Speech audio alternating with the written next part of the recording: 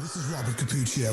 Welcome to the Self-Help Antidote, a weekly dose of reason, perspective, and insight, where we challenge conventional thinking and explore authentic strategies and insights around personal transformation. Our commitment to you is to bring you some of the world's leading experts in the domains of fitness, wellness, coaching, and behavior change, separating fact from fallacy. Chris Meroff, thank you for joining us on the Self-Help Antidote. Glad to be here. Thanks for having me. I just want to jump in and geek out about something because I have a fixation. It's probably part of my Tourette's, but I have fixations around words and what they mean and in what context. And we're here to talk about your new book. And we're talking about discovering the heart of authentic leadership. And for me, there's kind of like what I like to call sandwich words. One of my coaches actually stuck that word in my head. And again, that thing with words never got out. It's when you hear something, there's usually a word within the context of a sentence. You're like, okay, what? I want to hear more about that. There's an ever increasing conversation around the word authenticity, but there doesn't seem to be an ever increasing consensus around what exactly do you mean by that? What does authentic mean to you in relation to leadership? Yeah, that's a great question. And it's an interesting, I think, topic for leaders to dive into. For me, the authenticity that I bring to relationship, and then the authenticity of the relationships that are brought to me are really based in truth. And so this idea of authentic community or this idea of authentic leadership stems from the ability for a leader, a person, a husband, a wife, a child, a mom, a dad, to bring their truthful self to relationship, to leadership. So that's really what authentic community or authentic leadership means to me, is really somebody who's willing to pursue truth and then live by that truth. And when you're talking about truth, I mean, there's different levels of truth. You have objective truths, like, the law of gravity, whether or not I believe in it or subscribe to that. If I step out of a 10-story window, I'm going to have to conform to it. Then there's subjective truths. This is just the way the world occurs to me. And then our collective truths. This is the kind of truths we all agree with. So I kind of get the sense that whatever's true for me subjectively, I have the openness and the level of trust to bring that into whatever leader situation I find myself in. You're right. And the necessity, because even in objective truth, there are things we don't know about it. And so the reality of gravity and the reason for gravity are not the same thing. And so for me, this idea of authenticity is also just a constant pursuit of truth. And so I know what I know today, and I'm going to let that inform how I show up in all relationships, in leadership. But I'm also going to be a real student for the rest of my life to discover and pursue ever more truth as it relates to really any topic. And so for me to kind of spend a lot of time exploring truth is a way to be authentic. So you're also talking about the leader serving in a role of guardian within the culture of truth by not allowing people to become too attached to their own dogmas, convictions, their sacred cows, if you will, because we might be wrong about this, or at the least, we might be not 100% right. And I love that last phrase. And we can know that I'm not 100% right. We know that because we don't know everything. We're not God. We're not omnipotent. We don't have this information at our disposal. And so if we live that out in leadership in a way that not only calls that out of the people who are following us, but in ourselves as well, then we can all bring our whole selves to work in a way that we can celebrate each other's worldview without feeling like we're betraying some kind of truth or information that I happen to have. That is a brilliant point, because I think on the surface, most organizations would advocate for authenticity, advocate for truth. I mean, they're not going to openly advocate for betrayal and dishonesty. But there seems to be this Right. modeling taking place where, like, okay, we want everyone in our organization focused on their health and well-being. And at Friday, 5 o'clock, we want you out of here. Yet the leader is in the office until 9, 10 o'clock on a Friday. Or we want you to be a learning organization so long as you don't betray the sacred truths of the company. Well, how can we be a learning organization if we cannot let go of that which we're embracing today when we find new information, new perspectives, or when the rules of the world that we're playing by today change because the world's so dramatically different tomorrow? How do you maintain that tenacity and still be a learning organization? Yeah, and for me, that really dives into this concept of worldview. And so this is all part of that authenticity. If we understand and can even explore our own worldview, and more importantly, the limitations. So I'll give you an example. I have never, and I will never be able to experience the world or see the world through the lens as a female. Mm-hmm. I don't have that option. And so because I don't, I just realized that creates a limitation to my worldview. And so what I want to do is I want to learn from the females in our office how they see the world so that I can, through their experience of life, understand more of the world. And so if we can understand or really kind of put into perspective the limitations of our own worldview, now we can celebrate everyone else's worldview. Their worldview doesn't threaten mine. I can look at it as a way to learn about who they are, learn about their unique experiences, their unique beliefs in a way that allows me to see more of the world through their worldview. When I'm listening to you, I cannot help but think about Carol Dweck. It's not intentional. It's almost like Mm, a reflex where I do not define myself by what I know or by what I consider to be immutable characteristics. I define myself by my willingness and engagement in the continual process of learning. exactly. You And know, that you, really, when you think about it from an employee perspective, it's really one of the reasons that we dislike our boss most of the time is because we are being told truth and it's immovable. Mhm. And instead of being invited into understanding, we're being told this is what you need to do and why, but we're not really being tapped to say, what do you think? And how can you engage with me so that we can together understand truth better? It's why most leaders fail is because they're not on the precipice of learning, but they are rooted in the cellar, the basement of what they believe to be truth. And so they're in this immovable place. And what that does is it really keeps employees from showing up as their whole selves. They have to kind of compartmentalize in a way to just show up in the way that they think their boss wants them to, so that they can get by today and survive another day.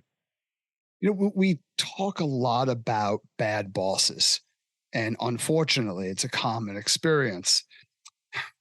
What I think is equally, if not even more valuable of a conversation is, what does good leadership look like? Like, I happen to Exactly. know my boss, my boss is extraordinary.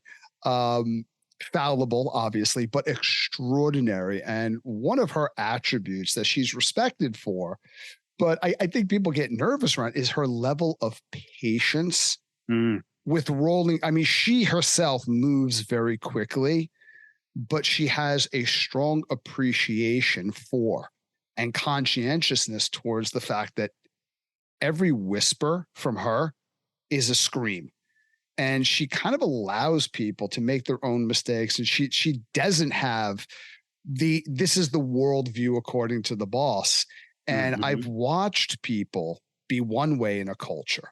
And then within a year, like, if you wouldn't believe you were on the same team. Like, when I first started Yeah. working with the organization I work with now, is like on the onboarding, people were very nervous. Like, oh, you got to watch Mhm. out for this, and this might happen.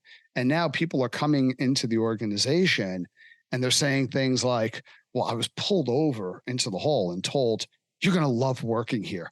You're never going to work anywhere else. This place is going to ruin you for the rest of your life. People really care about each other here.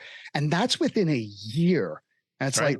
like when you show up with this truth and respect and appreciation for people's worldview, and you look at things like diversity, equity, and inclusion, not just as an ethical practice, but as a non-negotiable for Right. collective long-term performance, it's a different world. Why is Yeah. that not happening consistently if it has such a profound effect on the culture and therefore performance?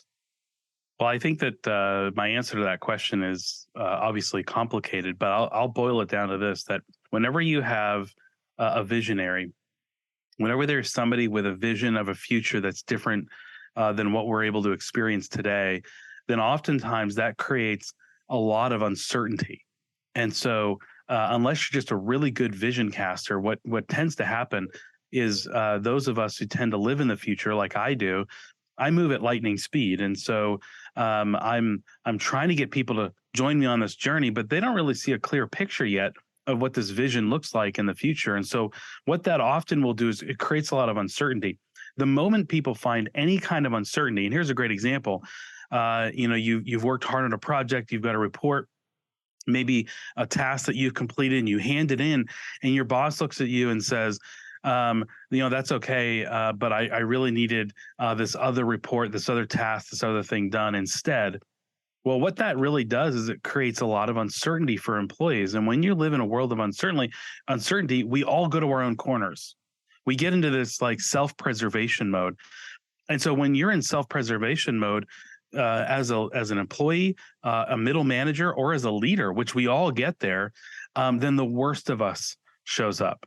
And so that's when we stop really bringing our authentic selves to work. Instead, we kind of put on this wall or this picture of who I think that person needs me to be. So I think the root of that problem is uncertainty. That's what really causes a lot of leaders to get into this mindset where they've got to dictate truth to everyone else in the organization. And as soon as they do that, they lose authenticity.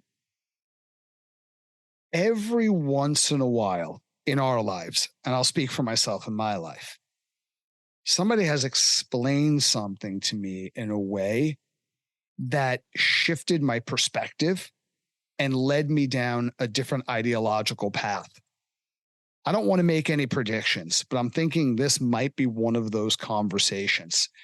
You just explained something to me in a way that, after literally thousands of conversations, nobody else has.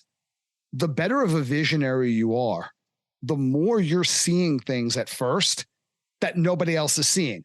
Probably That's the right. quintessential definition of a visionary. That's So right. even though your vision for the future might be compelling, inclusive, it might be inspiring, especially in today's day and age where uncertainty is something that we're experiencing at an unprecedented level, you're in essence, regardless of how powerful and inspiring your message, introducing uncertainty on top of uncertainty. People are going to react in fear. And the more fearful we become, the less reasonable we become, and the more we cling to what we know. What is certain? Well, the way we've been doing things around here, the way I've been thinking. Wow. Okay. So I know this is also one of those questions that lead to a complicated answer. I can appreciate this, and I'm sorry I keep doing this to you. Is there an antidote for the visionary to kind of like balance the level of uncertainty being introduced and how people receive it? Is that rooted in ownership amongst the people? It is. And so for me, casting vision is one of my core leadership guiding principles. It's what throttles me and my excitement and my passion. It's funny. One of the things that I've had to deal with over the years is that when I come up with an idea or a vision of the future that I think will benefit everyone in the room, man, I get so excited about it. And then everybody else, what they do is they take everything I'm saying after that point as a directive. And then they all run off and scurry off to try to create this thing. But here's something that I've learned over the years. This vision, think about this, that a picture is worth 1,000 words. You've heard that expression before. Well, my vision, I have created it over the last, let's say, 3 months. Moment by moment, I have in my mind, in my mind's eye, created this incredible vision of the future. And what I've done is I've boiled that down to one 60-minute conversation with other human beings and expecting and hoping that they'll be able to build the thing that I just spent 60 minutes describing, even though I took 3 months to build it in my mind's eye. It's absolutely ludicrous for most leaders. And so the antidote for most leaders in this scenario is to slow down and be great at vision casting. And the way I reference it, or the story I tell as it relates to that, is just like a fisherman who's trying to cast their lure to catch fish. We have to cast our vision in a way that catches followers. And the followers to that vision, you nailed it, is about ownership. I have to, like Inception, take this vision and put it in their minds as if it's their own idea.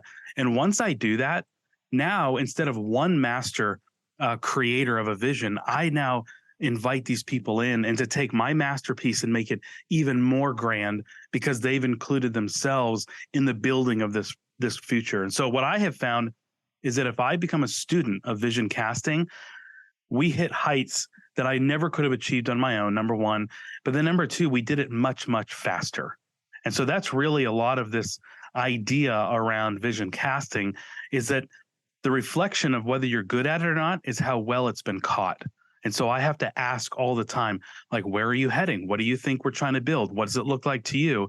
And getting that feedback, slowing down and getting that consensus from my people has really allowed me to build and do it much faster than I ever could have done on my own.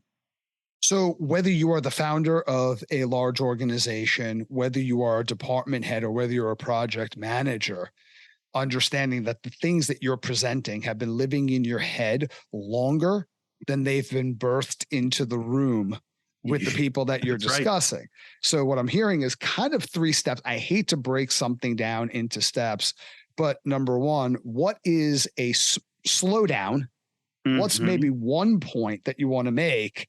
And then after you present that, the question, what do you think, as a litmus test of how it's being received? That's right. And another way to ask that last question is, what do you see? So here's the picture I've painted. And I may have done it quickly. It may be real rudimentary, but here's what I painted in this last 60 minutes. What is the vision that you now see? Get the people to kind of give that back to you so that you can reconcile where they are, what they see from what you see. And it's not that you have to solve it in one meeting. In fact, I've learned that I need to cast vision every time I interact with my people. Not in a way that treats them like they're 5, but in a way that honors their worldview. And so I need to retell the story many different ways based on who I'm talking to.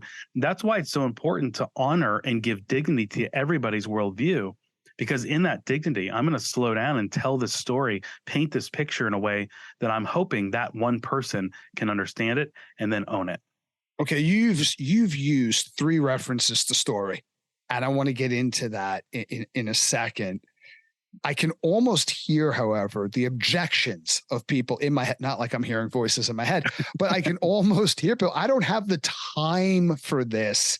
And it just reminds me of something that Rolnick and Miller, the founders of motivational interviewing, pointed out, where you'll have a doctor that's saying more and more of my job is data entry and admin. I have such a short amount of time with the patient. I don't have time to get into this line of inquiry and reflection. And their response was, when you have very little time, you don't have time not to get into motivational interviewing, because when you're telling and dictating the world to a frightened patient, not dissimilar from the scenario that we're talking about right now, you're creating friction by not allowing that patient's fears and concerns to be drawn out and redirected. So it's almost like by slowing down, it's a more effective way of speeding up within your organization. You got it. In fact, I have, through this methodology, what I call alignment leadership, is I have done the thing I have spent an entire lifetime kind of pursuing, which is And I've said this before to many people, like I can make more money anytime. I can try, spend money, fail, but I can go make money anytime I want to. But what I can't do is I can't make more time. But actually what I've done is make more time. And so by really kind of building an army of people all working on the exact same vision toward the same future, I've been able to build more time. I got to a place in my career where about 4 years into starting my business, our growth kind of started to plateau a little bit.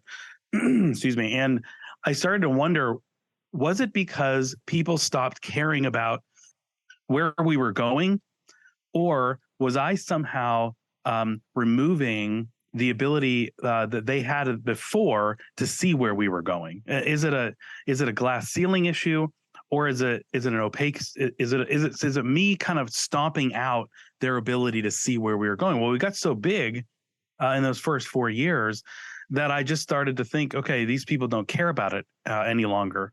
And I had to go through a kind of a low point from a leadership and honestly a human perspective for me to see that, no, it was a matter of creating self-sacrifice in myself. Stop having all the answers, bub. I mean, that's really what I had to learn. I was the glass ceiling. I was in the way of everyone in the organization to show up in a way that allowed us to get where we wanted to go faster. And as soon as I started to learn this and extract myself, I started to make more time.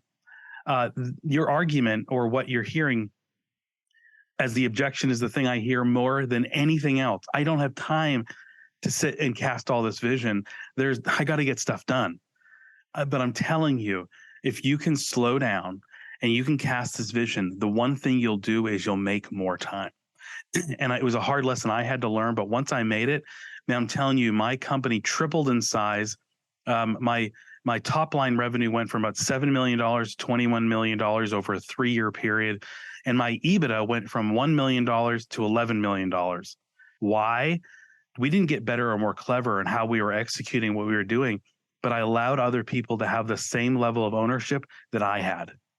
And I did that by casting vision really, really well. And so I would tell anybody, you don't have the luxury of not making enough time to vision cast well enough. That's the only way you're going to be able to scale what you're trying to scale currently.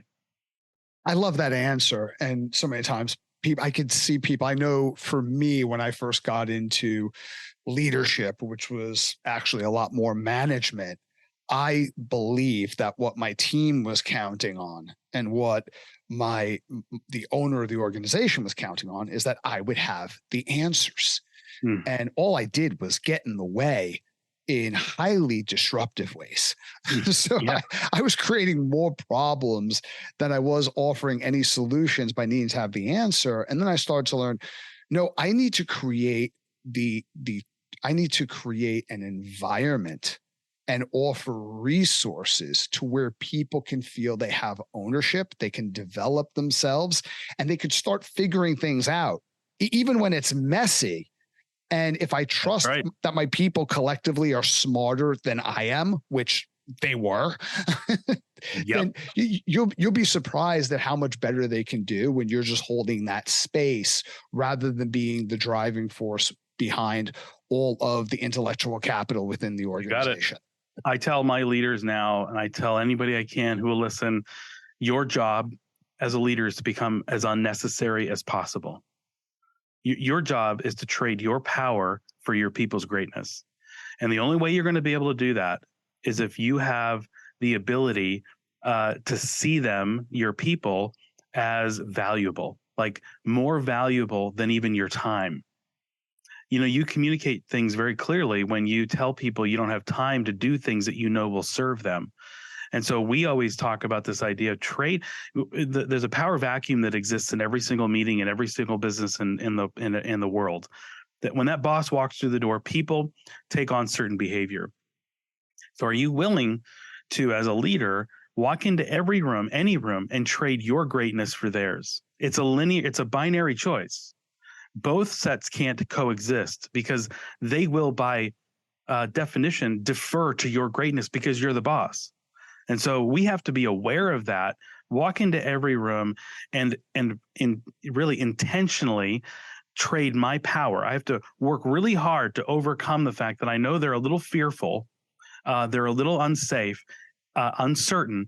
Trade that away so that I can really make sure I call out their greatness. And their greatness is based in their human skills, those soft skills, their kindness, their compassion, their ingenuity, their dedication, their loyalty, their faithfulness. All those things make up what makes a human so great. And I need to be able to pull that out of them in a way where they'll be able to overcome their fear, overcome this uncertainty, and join me on this quest toward an amazing future that we can build together. Wow, there's so many thoughts going on in my head. And people listening to this, they've heard me talk about this 1,000 times. So please forgive me. But when I'm listening to this conversation, earlier I said that there have been a couple of pivotal points that completely changed my understanding of how I interact with individuals within a company, within a leadership role. And the first one of those is I must have been at most 20 years old. Me being put into my first leadership position and being horrendous at it. And the owner of the organization, who was kind of like a father figure to me, he had me sit down with one of our consultants. And to be fair, I was hoping that I was going to be fired because I was just like, I didn't want to be in that position, but I didn't want to let him down. So I would never quit. Right. Show you like that's a horrible reason for being in leadership and sticking with it. And this person sat me down, this consultant, and he asked me a question. And I started to actually think after a while, this is how lost I was, that he was a bit thick when he said, well, okay, let's start off with, who do you work for? And I'm thinking, you're a consultant. You should pretty much know that. So I told him my supervisor's name. And he's like, no, who do you work for? I started listing all the supervisors until I got to, of course, the owner of the company. And he just kept shaking his head like, you're lost. He's like, you just listed everyone who works for you. Who do you really work for? And I'm starting to think, okay, this guy's kind of pissing me off a little bit. Like, how are you a consultant? And the point he was making, and he was trying to help me arrive at that conclusion on my own, which wasn't easy because I'm accusing him of being thick. I was the thickest person in the room, probably in the company at that point. And he said, well, try this. Imagine that when you get to work tomorrow, just pretend for a minute that everybody on your team purchased their department. They're all entrepreneurs. Problem is that they were high on enthusiasm, passion, very low on competence. They hired you as their consultant. In that scenario, who would you work for? Well, I guess I would work for everybody who owns that department. Yeah. Try interacting with them like that. In 30 days, if this isn't working for you, we can have another conversation. But then he looked at me in a very real moment. He said, well, to be fair, could it really get any worse? I was like, oh, yeah, I was not performing well.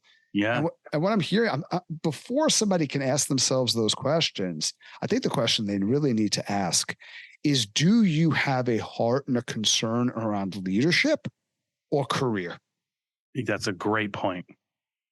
That's a great point. And that's what we really kind of talk about. The heart of leadership is someone willing to live out maybe a different definition? For most of my life, until I was 42 years old, 43 years old, I thought leadership was really defined as like the strong, confident problem solver. I was amazing in crisis, like super calm, always able to have the right answer at the right time.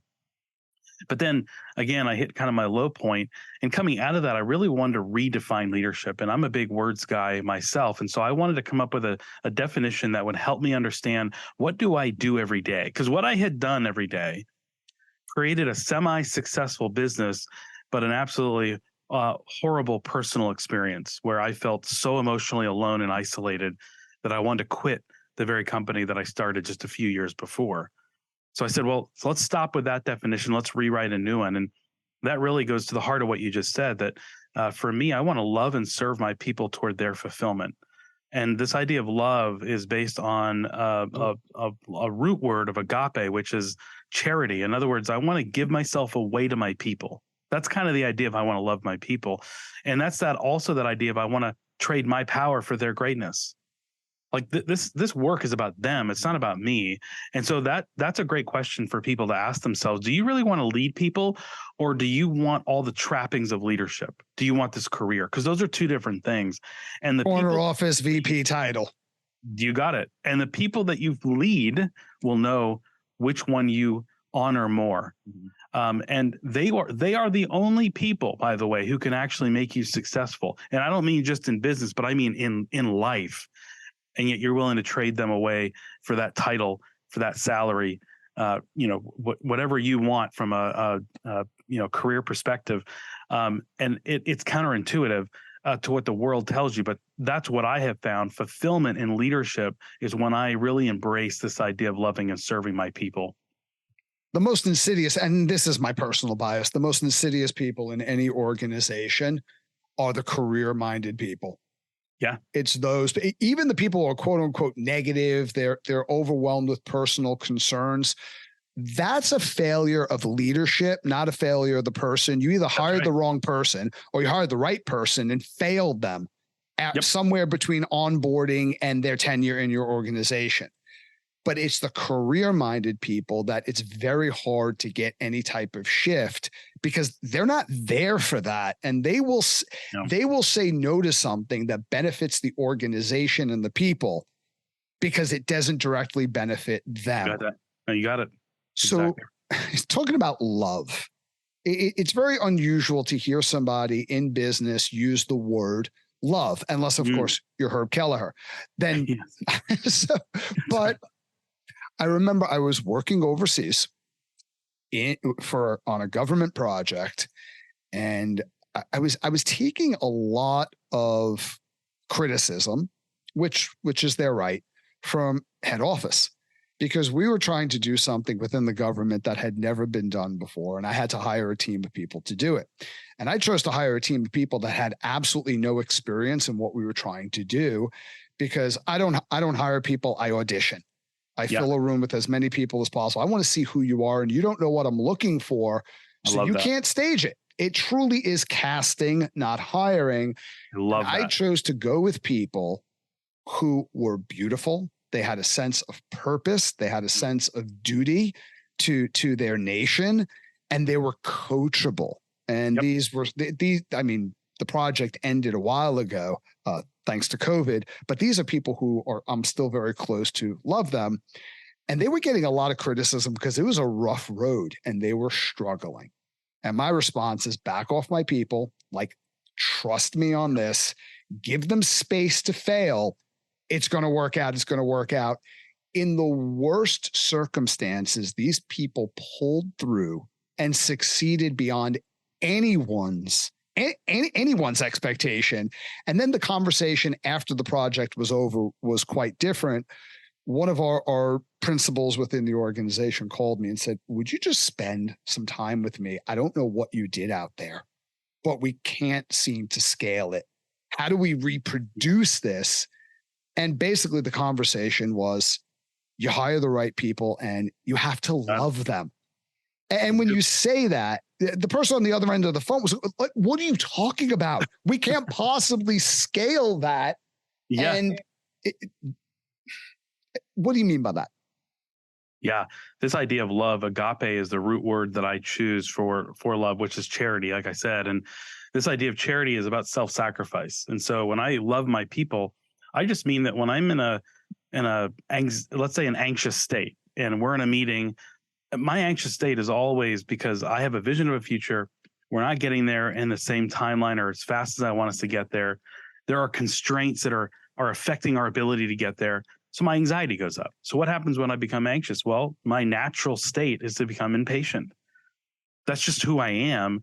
And so when we get into a meeting and I can feel this tension, I can feel it in my chest, this anxiety. And when I start to explain things, I use fewer words. And instead of becoming a great vision caster, I shrink down into this impatient, condescending human who's saying basically like, come on, folks, what is taking you so long? Another way for me to say it is and I think it, unfortunately, which is like, what is wrong with you? Well, that's felt. And so in this impatient mode, my people can't thrive. And so to love them, to give charity toward them, is for me to choose to self-sacrifice, give up my impatience, and embrace patience. That's what I mean by love my people. And so really understanding who I am, understanding who my people are, that is this idea of self-sacrifice. And so every time I walk into a room, think of it this way: there are two high-powered magnets, my people and me. And depending on what's going on in their life, they may be, and I may be in a place where we're repelling each other. Okay. I have got to do the work. I'm the leader. They're not. I'm the leader. I've got to figure out which side of me needs to show up so that we'll be attracted. So that's this idea of loving my people, is what do they need in this moment at this time, based on what they're going through, based on what the organization's going through, not making them figure out how to show up to meet my needs. We've done a great job, hopefully, in casting vision and where we're going. I don't need to recast vision in a way that's condescending just because I'm feeling anxious. What are they feeling, and how do I show up well for them? That's this idea of loving my people. And you're also talking about something that comes with love. You're talking about trust, because Absolutely. without trust, it is easy for us to have this conversation. That is very hard to put into play throughout your culture. So same group of people, when we were doing our coaching and presenting training, my advice was, in answer to a question, love your people. The people sitting in the audience, love them. The people that you're in your group with in a coaching situation, love them. And we had this guy from Dublin, and he just came undone with that, because he was this hard-nosed operation and numbers guy, which really interesting. He's a great leader and a remarkable human being and loves his people, very loyal, but he can't allow himself to go there. And he's like, how could you love people that you don't even know? What you're talking about here is nonsense. I said, okay, well, you're getting confused between love being how you feel. I love you. I love you. I love you. Yeah. Because that always works out really well in the long term. That's right. Versus how I engage with you. That's right. What do you do when you love someone? You trust them. When they make a mistake, you have the most generous rationale as to why they made a mistake. And you don't want to point out the mistake.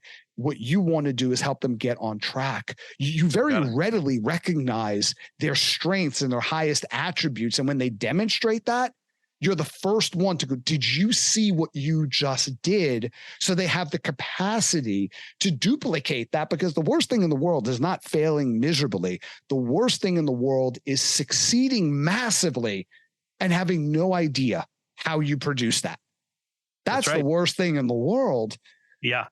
So, and Tom Peters once said, and I use this quote all the time, I reward excellent failures and punish mediocre success.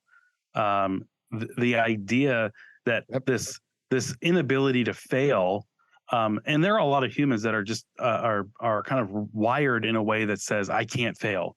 Now you put in a power struggle at work, and it's amplified 1,000 times, where we just don't let people fail. In fact, the only way to get to the vision that I'm casting is through failure.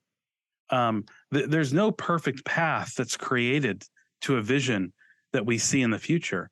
And so the faster we fail, actually, the faster we get to this vision and live this out, this future that we all want. And so I love the concept and this idea that leaders, unfortunately, what they do is they live in the in-between.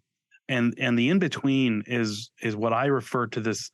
They're not even passive and they're not aggressive. They're in the in-between. And what they do is day by day, they show up in different ways based on what circumstances dictate.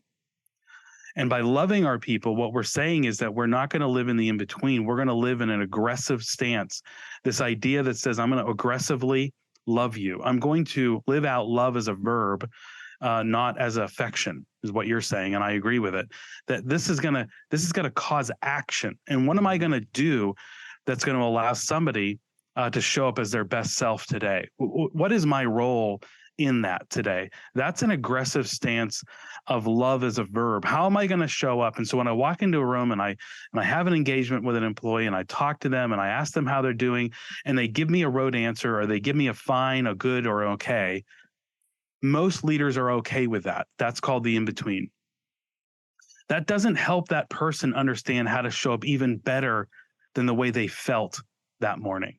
But when you can show up in a way that gives them a real ear, like somebody who's willing to listen, real empathy, now that opens the door for empowerment.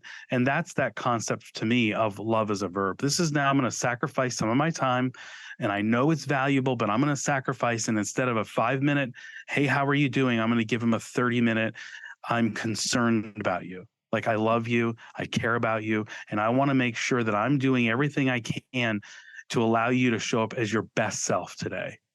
And that's what I mean by love as a verb. Any one of us who has worked for an effective boss knows how much more effective we have been, almost to the point of a zealot. That comes out of people because we place so much emphasis on intrinsic characteristics like commitment and determination, all of which are very important, not discounting any of that.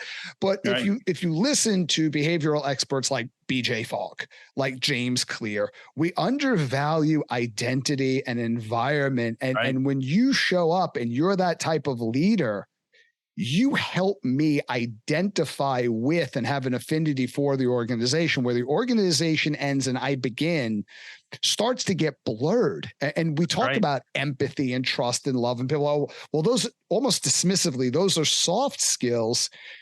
You had quoted Tom Peters earlier. I think when Tom Peters said that, he was quoting Sidney Daniels, if I'm getting that name correctly, at Royal Dutch Shell. Not exactly a warm and fuzzy organization traditionally. Those are not what you look at that group as these out there granola snacking type of leadership. That's hard-nosed leadership, and they're still using language like that. That's right. Let's talk about the empathy revolution for a second. Yes. How did you come up with that? I love the wording around that. What made you think, you know what, this is necessary, and I'm on this crusade? So a personal experience of mine in leadership, and I've kind of referred to it a little bit, but this journey I was on, I moved to Austin, Texas in 2011 to start a business. And in doing so, I moved away from the East Coast, from the Boston area. And so moved my family Brooklyn. I moved my family away from everything I had known to a real alien place for me, which was Texas. And when we did that, we moved away from all friends and family so that I could launch out on my own and start this business. Well, I had a whole set of metrics for myself that I wanted to hit. And in the first 4 years, blew them away. And when I started, I had a really good friend of mine, my best friend, helped me start the business in 2011. And we went and had our company Christmas party at the end of 2014. And by that point, we had grown to 70 employees. We were, I think, number 2 in the marketplace, in the industry that we were in. I mean, cloud 9. Again, every metric blown away. And I remember we had this company Christmas party, and we're sitting there looking around. My buddy and I were looking around at all the people, not only the 70 employees, but their significant others. And there's just a lot of people and a lot of energy and a lot of excitement. And I was just cloud 9, just thinking, this is amazing. Very next morning, I get in, and my best friend and I shared office. Our offices were right next to each other, and I get an email from him, which I thought was weird since he's sitting right over there, and it's a letter of resignation. And I remember reading through it, and unfortunately, somewhat emotionally unintelligent, where I convert all emotion to anger. And so immediately as I'm reading this, I'm pissed off, and I'm thinking to myself, dude, why are you leaving? We're at this pinnacle moment. We both got to celebrate last night with everyone. What's going on? Well, Called him in my office. Again, I wasn't about to trade my power for his greatness. I wasn't about to love him in any way. I was going to find out answers, and really harmed relationship. And I had to kind of go through this like self exploration as to like what's happening here, and why, if he's been looking for the last 9 months, which he was, why didn't he bring me along in this? Like, I thought we were friends. I thought we were best friends. I thought we were great coworkers. What's going on? Well, I had been meeting over the last couple of years with a guy from my church who had started conversations with me about empathy. And again, emotionally unintelligent. So this idea of empathy just meant that that person who needed empathy was weak. Not proud of myself, but that was the mentality. Growing up in New England, I don't know. I just thought, well, suck it up. You know, that was the house I was raised in. If I had any tears, my parents would say, tell me to dry it up. If I, had any kind of hardship or any kind of emotion, they would tell me to suck it up. And so that's just the way I was raised. I'm sure that's the way my parents were raised. And so I found myself learning a little bit about empathy. When my wife comes to me with what she's feeling, I'm starting to learn that I don't just tell her how to fix it, but I start to listen and engage a little bit. But I'm still really an infant on this journey. Well, I met with this guy 3 weeks after Jason, my best friend, put in his 2 weeks. And he's typical conversation around empathy. But at the end of the meeting, he's sitting there, he's going, hey, tell me how you're feeling. And this question always used to piss me off because I'm like, dude, I don't know how I'm feeling. I feel happy, sad, mad, and I try not to feel any of those. So why do you keep asking me this question? But he asked me how I'm doing. I said, I'm fine. Again, fine, good, and okay were my favorite three responses. And so he says, I know you're not okay. I don't know what's going on, but I know you're not okay. He says, Chris, I'm going to leave you with this question, and I want you to think about it. But is there another person on the planet that you could share your deepest fears or your deepest hurts with? Then, of course, I lied, and I'm like, yeah, I got my wife, I got my friends, I've got people I can tell that to. Well, I get in my car that night and I drive home from work. And again, like I said, emotionally unintelligent, everything goes to anger. And I'm pissed off in my car. I'm pissed at the traffic. I'm pissed at the terrible drivers. I'm pissed off at Donnie for asking me that question. I'm now angry at Jason. I'm angry with my parents. Ultimately, I end up being very angry with myself, like I always do, feeling a lot of guilt. But I remembered something that popped into my head in that moment. And I said, dude, here's the problem. You've created a prison for yourself because you lack any kind of vulnerability. You don't let anyone see any fear, any weakness, anything. You always have all the answers. And if you don't, you fake it. Prison for yourself. I had created a prison of my own making.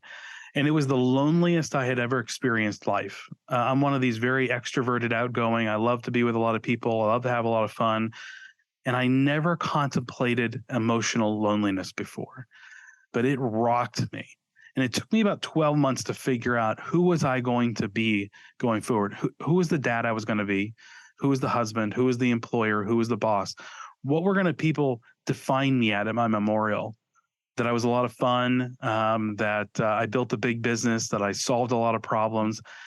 I didn't care about those things anymore. I wanted to seek out authentic community. I wanted to seek out this authenticity of relationship that was going to define me on my deathbed. And so that's really been my last 7 to 8 years. And that's why the Empathy Revolution. I wrote the book as a memoir, as a journey of my leadership, and all the highs and lows, all the emotion that comes with putting yourself out there in leadership and caring and loving people. And so I'm super proud of it. The one thing I won't take credit for, the name itself. So I sent it to one of my heroes in leadership, Pat Lencioni, and hoping he would take some time and read it and give me some feedback. And his feedback was amazing. He wrote me an email back and he said, number one, loved the book, absolutely loved this book. I hate your title. He says, you should call it The Empathy Revolution. And so anyway, that's how we landed on that title. So you had this deeply intense moment of reflection and self-awareness in your car and realized that you were living in a prison of your own making, which is a powerful visualization. What was the very first thing that started to change about you after you had that conversation with yourself? So in reality, action took longer. I'm an action-driven guy, but man, fear just gripped me. And the thought of putting myself out there, the thought of asking for empathy, even indirectly, just scared the crap out of me. And so for me to go and tell somebody, hey, I'm messy, I'm weak, I've got this problem, um, it just terrified me. And so I refused to do it. But I ended up hiring this one girl, and she was part of our sales team. And so I was still training. In fact, she replaced Jason. And I was training her, and so we were in the car a lot, driving to public schools. That was the business that I was running. And this girl just had an incredible personal story, and I was kind of intrigued, and I'm trying to live out this empathy, and so I'm asking her a lot of questions, and we're engaging. Well, this went on for several months, and we were about to go to a school district, and she could tell I was off. I was having some some of my internal demons of worth and value playing out, and she just asked me, like, "Are you okay?" And so this was the first moment that I felt like I'm going to go ahead and say, no, I'm not okay. And I remember thinking to myself, dude, it's like you're about to try to summit Everest here. You're acting as though this is the hardest thing on the planet. And all you have to say is, no, I'm not okay. It was brutal. And so I said, no, I'm not okay. Well, she didn't ask me any other questions. We get out of the car, and she looks over at me, and she just said, I'm so sorry. And it was the first time I realized I'm not going to get laughed at. I'm not going to get rejected. If I show up in this vulnerable way, I think people will love me. You connected. So I connected. And it started to teach me that I can do this differently. And that was kind of a catalyst for me to figure out how to give that as a gift to my employees. Instead of cursing them with my weakness and my mess, I give it as a gift so that they can give me empathy. And it's been an amazing journey. Now, the response we get from people is largely influenced by how we're showing up. What were some other things that started to surprise you as you were more open and empathetic with how that was not only creating direct responses with you, but changing the dynamic within your culture? It really started to teach me what my job was going to be as a leader. And so once I saw it modeled to me, I started to understand the power of that empathy. And I'm like, holy cow, I see what this is really all about. See, I thought before empathy was something I did for a weak person. What I learned by getting empathy was that it's what you do because you love a person, because they're not weak, but because they have value. And so that really started to change the way I perceived human beings. And I said, no, I want to do this for another person. I want to be that one that makes them feel like they're valuable, like they have worth, like they're not just something to be thrown away. And so that was really the catalyst for me to figure out, how do I do this so well so that another human being can feel the way I feel right now? Which in and of itself is a realization birthed out of empathy. You That's can right. never arrive there if you're not in an empathetic space. That's right. So, who should really consider reading your latest book? And what, if someone's open to the content between the pages, what's going to be different 30 days after reading the book? That's a great question. I would say that the book is really written for leaders who might be in middle management. They might be owners. They might be small business owners and trying to scale a business. And maybe they're looking for ways to figure out how to connect with their people. But it's going to be for that person who has real relationships with their team, with their employees, and are wanting to figure out how to show up really well for their people. Like, this isn't going to be a book about leadership that's going to help you in your career as much as it will help you to understand how you can leverage the people you've been blessed with. And so I would say that's really the book, and who it's written for. As far as what things will look like 30 days, I'm hoping that a lot more self-awareness will start to show up. I'm hoping that people will start to take tangible steps toward trading their power for their people's greatness. And that can be large things, could be small things. I give 3 examples in the book of phrases I started to use on a daily basis so that I could start being more vulnerable. Phrases like, I don't know, and I need your help, and I'm sorry. Those are started out as disciplines, and now they're just kind of woven into the fabric of who I am. But I'm hoping that I can give some practical reality for any leader who wants to love their people in a very tangible way at work. I'm hoping that in 30 days, they'll be able to start executing on a couple of these little ideas. What I really like about your answer is how it kind of prunes the wrong audience. So it's not going to give you a how-to guide, step-by-step takeaways for your own personal career. So anyone who's thinking career is like, oh, this book isn't for me. But if you're truly in leadership, it's like there is no success without your people. That's your right. people are the work. It's not about you. It's about how you hold space, create an environment for and facilitate the forward momentum of your people towards a vision that matters.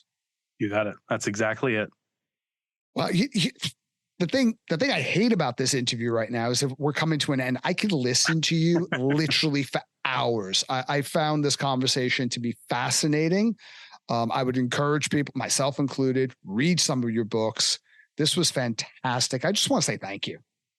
Well, thank you so much for having me on. It's always a privilege. Absolute pleasure. Thank you for listening. I hope you enjoyed this episode. Visit us at theselfhelpantidote.com to share your feedback, insights, and recommendations on what topics you'd like us to explore in the future.